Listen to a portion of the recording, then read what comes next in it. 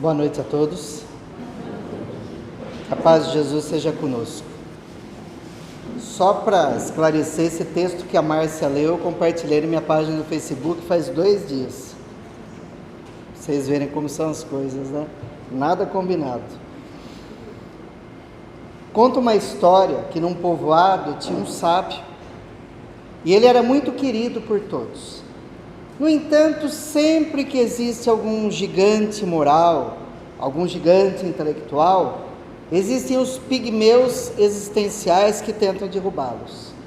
E um grupo de jovens querendo destruí-lo, derrubá-lo, desmascará-lo, vieram à sua presença e um deles, com a mão fechada, disse nos seguintes termos: Mestre, na minha mão eu tenho uma ave, tenho um pássaro. Ele está vivo ou ele está morto?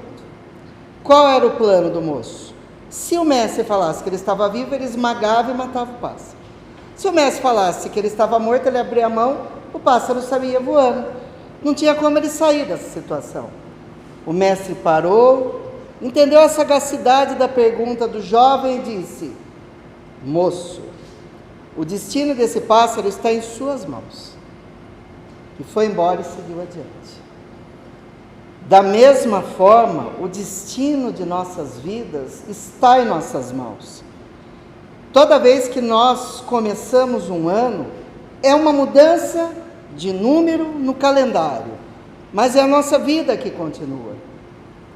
Todas as torpezas morais, todas as dificuldades, todos os vícios, eles continuam. Bem como as virtudes, as coisas boas que fazemos, o desenvolvimento moral e intelectual, também continua. Está em nossas mãos podar tudo aquilo que nos faz mal, os brotos daninhos da árvore, e está em nossas mãos a progressão, o desenvolvimento do amor, do carinho, a empatia, trazer para nosso lado as pessoas ao invés de afastá-las. Mas para que isso ocorra, nós temos que nos transformar, dia após dia. Não basta pedirmos aos céus, orarmos a Deus, ou mesmo frequentar algum núcleo religioso. Se nós não estivermos dispostos a nos transformar, a nos modificar, e a enxergar que tem algo errado a ser modificado, você pode ir em qualquer lugar. Você pode até ter contato direto com o Criador, que não vai resolver nada. Por isso é que há muitos anos eu tive contato com uma preciosidade, com uma joia rara. Porque antes do povo azteca no México, existia um povo chamado Tolteca. E esse povo, ele era altamente desenvolvido social, economicamente, politicamente. Era um povo de extrema grandeza e evolução, que a gente só não tem mais informações deles por causa dos espanhóis que foram lá como colonizadores. Os portugueses que aqui vieram destruíram tudo: religião, cultura e também os bens, né? Os patrimônios seculares. Então, um pouco que nós temos de conhecimento deles, além das ruínas e das fontes históricas, essas são suas leis morais.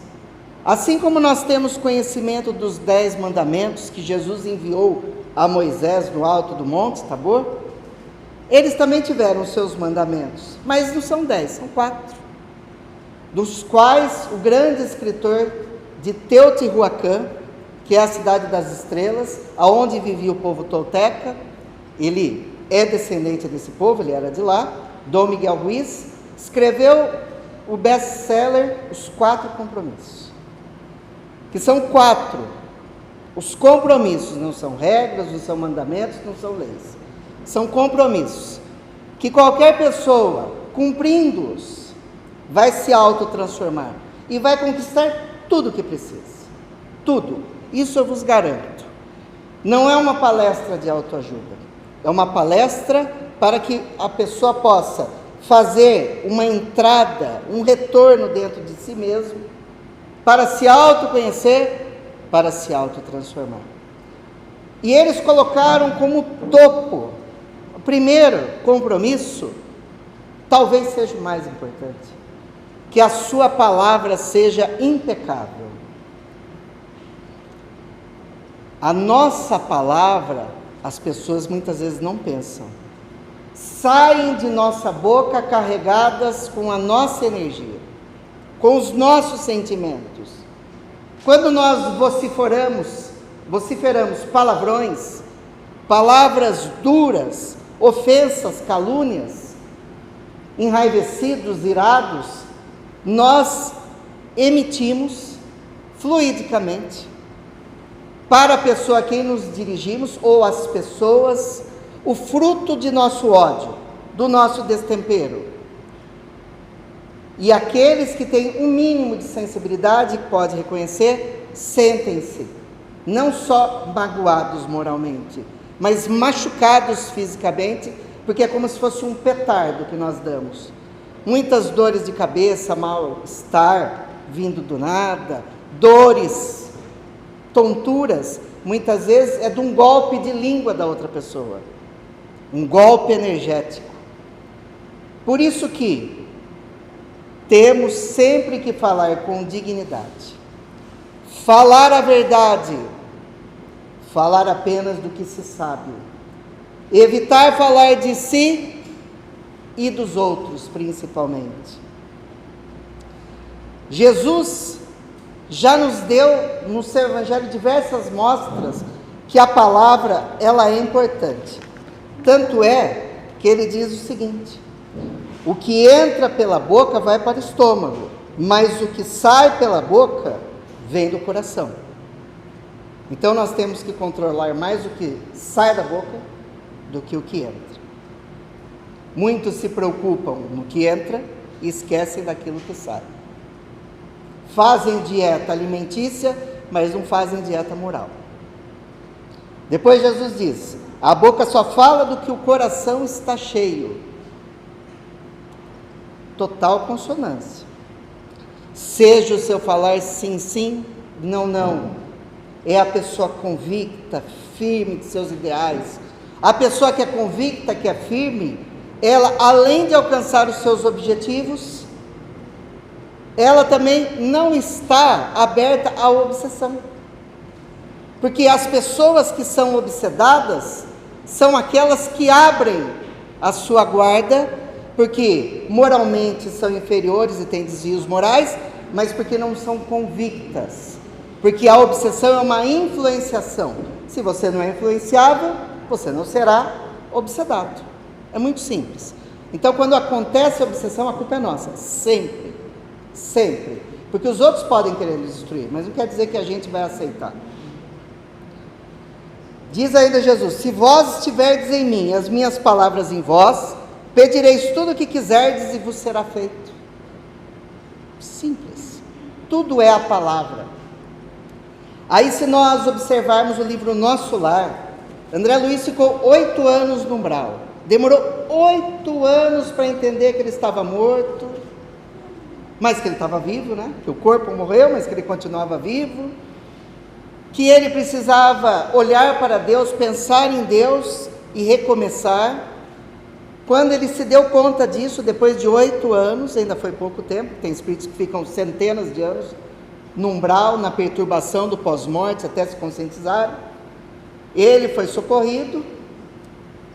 O ministro Clarencio leva-o até o hospital, ao pronto-socorro, e ele é tratado. Depois de algum tempo no hospital, 8 anos no umbral, algum tempo no hospital para se recuperar, o ministro Clarencio se aproxima dele e diz: e aí, André, está bem? Como nós somos reclamões de marca maior e nada está bom na nossa vida, tudo a gente acha que está ruim, ele não ia ser diferente. Ele reclamou da vida, reclamou do hospital, reclamou porque ele não entendia onde ele estava, que não tinha raio-x, que o médico não vinha dar satisfação do que ele tinha, que os enfermeiros não estavam dotados de equipamentos, que ele só ficava tomando água e uma pessoa vinha e punha a mão em cima dele, ele não sabia o que estava acontecendo, que ele não via os parentes, que ele continuava com dor, que ele não entendia nada. Ou seja, é aquela pessoa chata, porque a gente já é chato normalmente, quando a gente está doente a gente fica 2 vezes mais chato. É por isso que, se a gente for bom, quando nós ficamos doentes, nós ficamos melhores. Porque daí a gente fica resignado, humilde, não é um trabalho e um fardo para os outros. Aquele que é chato, que é insuportável quando fica doente, meu Deus do céu, o parente não vê a hora de morrer. A hora que desencarna, fala, ai, foi tarde, não aguentava mais. Dentro de si. Nós podemos estar na situação com os nossos filhos, com as pessoas que estão do nosso lado, que vão ter que lidar com a nossa chatice, com o nosso azedume. Vocês dão risada, né? Porque a gente acha que a gente é um santo, né? É melhor a gente começar a olhar a nossa vida, porque pode ser que enche a paciência de um monte de gente que não sabe. Como André Luiz. O ministro Clarence, depois que ele reclamou, falou o seguinte: aprenda a não falar excessivamente de si mesmo, nem comente a própria dor. Lamentação denota enfermidade mental e enfermidade de curso laborioso e tratamento difícil. É indispensável criar pensamentos novos e disciplinar os lábios. Ou seja, a lamentação demais indica demência. Quem reclama demais está louco e não sabe, precisa voltar ao caminho. E é mesmo, porque se não estiver louco, enlouquece quem está do lado. Então, cuidado. Palavra impecável. Nós podemos engrandecer a vida do nosso próximo ou destruir, como a palavra: seu burro, você não presta para nada, que porcaria de comida é essa? Nossa, como você está mal vestida, nossa, que trabalho horrível, nossa, como você está bem, nossa, como você está bela, nossa, que comida deliciosa, que trabalho excelente, não precisava tirar 10, um 7, um 8, tá bom. Transforma tudo. Então, que a nossa palavra seja impecável. Esse é só o primeiro. Depois, o segundo: não leve nada para o lado pessoal. Esse talvez na vida de relação seja muito importante, porque nós fomos educados e nos apropriamos da ideia que nós somos o Sol, o centro do universo, e as pessoas são planetinhas orbitando ao nosso lado, fazendo as nossas vontades. Então, tudo se refere a gente, no melhor como no pior. As pessoas não prestam para nada e nós fazemos tudo melhor. Não é assim? Nós desmerecemos o que os outros fazem e o nosso é sempre maravilhoso. Bem como quando alguém ri conosco, essas pessoas acham que estão rindo de nós. Quando alguém faz algum comentário, acha que é contra ela. Quando alguém faz alguma cara feia, já acha que está com raiva. Quando alguém não cumprimenta, acha que é sem educação. Muitas vezes é só cego mesmo. Se eu tirar meu óculos, ainda que meu grau é pouco, mas na parede assim, já começa a ficar difícil de definir. Vejo o rosto e cabelo, só isso. E se não tiver, é mais difícil ainda. Então, paciência. Vamos tomar cuidado, não achar que tudo que fazem as pessoas estão fazendo contra a gente. Por isso que a psicologia moderna diz o seguinte: nada que os outros fazem é por sua causa. Nada é contra a gente. Sabe por quê? Que daí vem a segunda lei da psicologia. O que os outros dizem e fazem é uma projeção de suas próprias realidades e dos seus próprios sonhos. Então, quando alguém nos ofende, em realidade, ele está exteriorizando o inferno astral que ele tem. Mas ele precisa de um bode expiatório, alguém para espancar, porque ele já se espancou. Alguém para ofender, porque ele já se ofendeu. Alguém para desmoralizar, porque ele já se desmoralizou. Alguém para apequenar, porque ele já se apequenou. Por isso que a pessoa, para se tornar imune ao ataque alheio, é não levar nada para o lado pessoal. É pensar que isso é uma opinião da pessoa contra você. Uma certa feita, o Chico Xavier estava no centro espírita, em Pedro Leopoldo, quando começou uma fofoca danada naquele centro. E todo mundo falando mal de todo mundo. É lógico que aqui em Piracicaba não acontece em nenhum centro espírita, só lá que acontecia. E uma fofogaiada, e o pessoal falando mal, e uma agressividade, e contra ele, porque o ser humano é terrível, né? E ele começou a ficar magoado. Começou a ficar magoado, o Emmanuel se aproximou dele e disse: que foi, filho? O que está passando mal assim? O que está chateado? É que as pessoas estão falando mal de mim. Emmanuel disse: as pessoas estão falando de você. Mas mal. Então, pera um pouco. Se for verdade o que elas dizem, acate e corrija. Se for mentira, não dê bola e siga adiante. Nós temos que entender que os nossos amigos não falam a verdade a nosso respeito. Eles passam a mão na nossa cabeça. E por mais que erremos, eles nos bajulam. Agora os inimigos não, eles falam a verdade. Então a gente deve prestar atenção. Que naquele monte de lixo mental que é falado contra a gente, existem verdades que nós precisamos prestar atenção e corrigir. Para a nossa vida. Nunca devemos ter a razão profunda de tudo.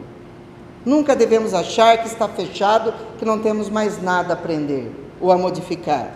Sempre estarmos dispostos a mudar. Isso é o grande objetivo da vida. Joana de Ângeles tem uma frase que eu acho que é maravilhosa, que diz o seguinte: o mal que me fazem não me faz mal. O mal que me faz mal é o mal que eu mesmo faço, pois me torna mal. Eu vou falar de novo. O mal que me fazem não me faz mal. O mal que me faz mal é o mal que eu mesmo faço, pois me torna mal. Porque se alguém me ofende, eu tenho a opção de concordar ou discordar. Quando eu me ofendo, é porque eu concordei. Você é idiota, eu fico bravo, porque eu acho que eu sou idiota. Porque se eu não concordar, eu sigo adiante. A gente não pensa nisso, né? Isso é se tornar imune ao que os outros dizem de mal. Agora, quando dizem de bem, a gente não pode estar imune. A gente tem que querer melhorar. Não fechar os ouvidos aos aconselhamentos, às orientações. Mas seguir adiante, prestando atenção, observando quais os caminhos que os nossos pés estão tomando. E não ficar se ofendendo com bobagem, com besteira, o que os outros vão dizendo. O que eles falam, o problema é deles. Quem nos ama vai acreditar na gente.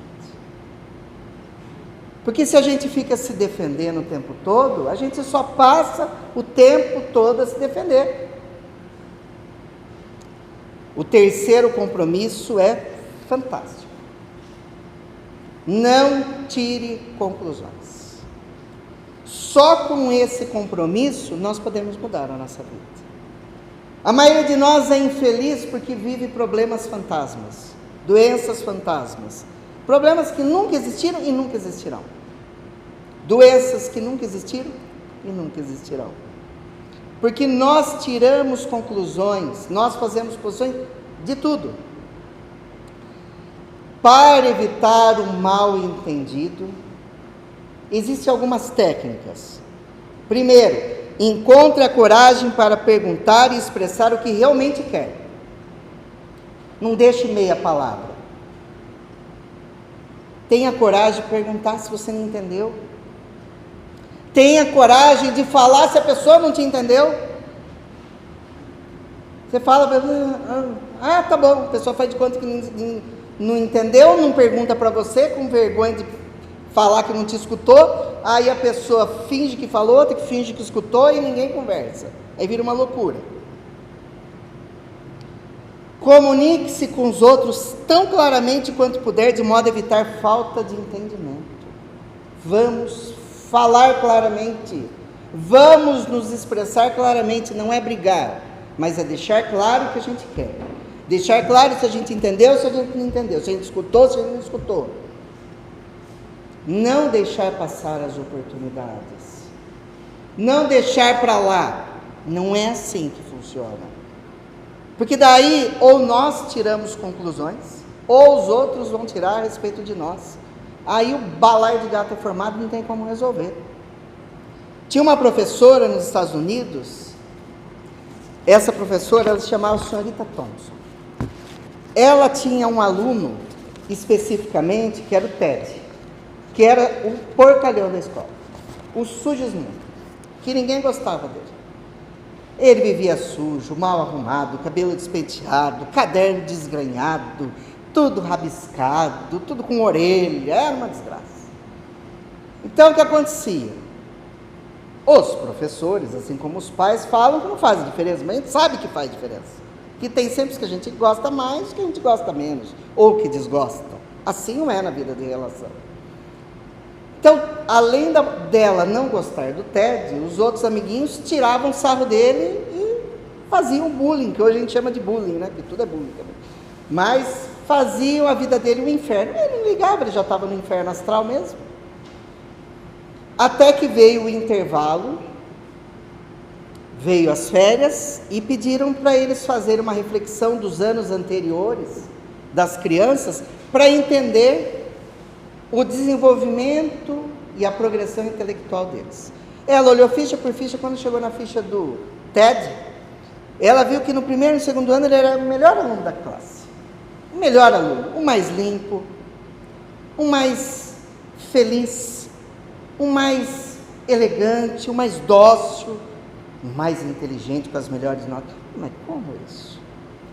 Aí ela viu na ficha que no terceiro ano a mãe adoeceu, teve um câncer, e ela não pôde mais tomar conta do menino.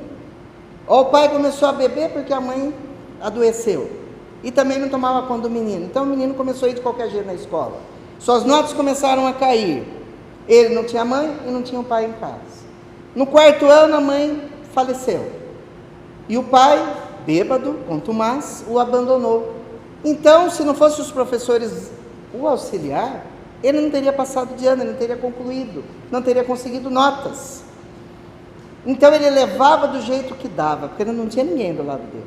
Quando ela viu aquilo, ela estava na quinta série, ela chorou, porque ela julgou aquele menino, ela tirou a conclusão, achando que ele era um preguiçoso, porque a gente vê uma pessoa com dificuldade e fala que é preguiçoso, mas não vê onde mora, não vê a cor da sua pele, que tem muita diferença no nosso país e no mundo inteiro, não vê a sua origem, suas dificuldades, se tem ou não tem comida, se tem ou não tem dinheiro, se tem ou não tem material, se tem ou não tem uniforme. Tem que estar impávido colosso, que nem no hino nacional brasileiro, mas a gente não sabe como, mas tem que estar. E ela chorou porque ela foi injusta. Aí o que ela fez? Ela falou, vou mudar esse jogo. Na reapresentação das crianças, ela começou a tratar o Ted melhor, arrumar o seu cabelo, na hora da lição auxiliá-lo. Ele começou a se sentir querido, ele começou a se sentir lembrado. Ele não era um número na sala de aula, ele era uma pessoa que tinha uma importância. No dia do aniversário dela, todo mundo trouxe um presente para ela lindo. O Ted trouxe um presente enrolado naqueles papel pardo, com uma corda de qualquer jeito. Todo mundo tirou sarro quando ele entregou. Ela mandou eles ficarem quietos. Pegou, desembrulhou, tinha um perfume que estava usado pela metade e uma pulseira faltando algumas contas. Ela fez questão de colocar a pulseira e de borrifar o perfume em seu corpo. Quando todos foram embora, boquiabertos com a atitude da professora, o Ted se aproximou dela e disse, professora, como eu estou emocionada. Ela falou, por quê? Esse perfume era da minha mãe. Você passou, eu me lembrei dela. Depois disso, o Ted foi crescendo, suas notas foram melhorando, e ele terminou o ano como o melhor aluno da sala. No sexto ano, ela não seria mais sua professora. Então, ela se despediu dos alunos, dele com muito carinho, e embaixo da porta de sua sala tinha um bilhete dele dizendo, obrigado, professora, por ter salvo minha vida. Ela pensou consigo mesma, eu que agradeço, porque foi ele que salvou a mim, porque eu não prestava para nada. Eu era uma carcereira, eu era uma pessoa que julgava, não era uma pessoa que auxiliava. Passou o tempo, ela envelheceu, aposentou-se, mas ela recebeu uma carta de Theodor Stolder, que ele estava se formando em medicina. Ela falou, nossa, quem será que é Theodor Stolder? Quando ela foi olhar, ele disse, sou eu, o Ted. Estou mandando esse convite porque o meu pai faleceu, eu não tenho minha mãe. E eu vou me formar em medicina, queria que a senhora fosse. Viesse na minha formatura. Ela ficou toda feliz. Aquele menino que não servia para nada, estava se formando médico. Ela foi. Quando ele a viu, ela mostrou a pulseira que ele havia dado, e quando ele se aproximou dela após a formatura, e ele a cheirou, ela estava com o perfume que ele havia dado. Ele falou: muito obrigado. Se não fosse a senhora, eu não estaria aqui, por ter salvo minha vida. Ela disse: eu que agradeço. Se não fosse você, eu não seria a pessoa que eu sou hoje. Então, quando nós enxergamos com clareza, não tiramos conclusão, nós seguimos adiante. E quanto nós fazemos isso, principalmente na nossa família, principalmente entre os nossos. E para finalizar, o último compromisso, que arremata tudo: em qualquer circunstância, dê sempre o melhor de si.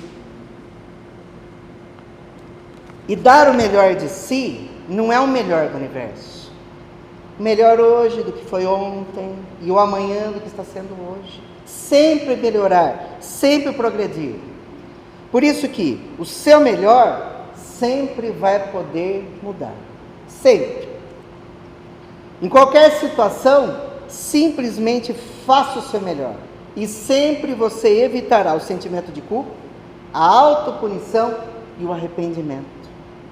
Poderia ter feito melhor. Poderia ter abraçado mais, ter beijado mais, ter feito mais carinho, poderia ter uma palavra melhor, poderia ter me vestido melhor, poderia ter me esforçado mais. Sempre nós, no final das contas, pensamos: puxa, eu podia ter feito diferente e melhor. Não é assim? Ou alguém acha que está bom a existência? Não está, nós estamos num momento de expiações e provas. Só fica aqui espíritos, com rara exceção de uma pequena porcentagem de espíritos missionários, espíritos que erraram profundamente no passado. Então, se alguém acha que está bom, está no planeta errado. E será levado na transformação do planeta para planetas inferiores, porque aqui ficarão aqueles que queiram verdadeiramente se regenerar, que é a transição planetária que tantos falam. É isso que vai acontecer. Todos nós podemos fazer melhor. Mas prestem atenção numa coisa: comecem em casa. Muitos de nós somos ótimos fora de casa, maravilhosos com os desconhecidos, mas somos péssimos com as pessoas de casa. Somos tiranos domésticos. E outra coisa, gente, vocês já prestaram atenção que a gente sempre usa a roupa melhor para ir na casa dos outros? Para sair na festa dos outros? Para a gente pode usar qualquer coisa? Sempre a gente tem um jogo de jantar para os outros. Para a gente usa aquele quebrado mesmo. Sempre a gente tem uma toalha de mesa para receber visita. Para nós pode ser aquela xixelenta, ou nenhuma. Por que isso? Porque não fazemos para nós o melhor e para os outros também. Sempre. Amai-vos uns aos outros como eu vos amei, Jesus disse. Mas está no Eclesiastes: amai ao próximo como a si mesmo, e a Deus sobre todas as coisas. Se eu não me amar, eu não amo ninguém. Então eu preciso me amar, sem os laivos do egoísmo, da pedância, do orgulho, para que eu possa verdadeiramente amar e perdoar o meu semelhante. Porque daí eu realizo os 4 compromissos, e você, gente na humanidade, que está faltando gente. Pessoas, tem um monte por aí. Mas gente que faça diferença, são poucos. Façamos parte do grupo dos que fazem a diferença. Não vamos esperar do governo, das religiões, não vamos esperar de magos, de seres especiais vindos à Terra para transformar. A mudança está em nossas mãos. Se assim não fosse, Deus não nos teria colocado nesse momento capital para que nós pudéssemos fazer a tal da diferença. É porque Ele confia em nós. Muito obrigado a todos, que Deus os abençoe.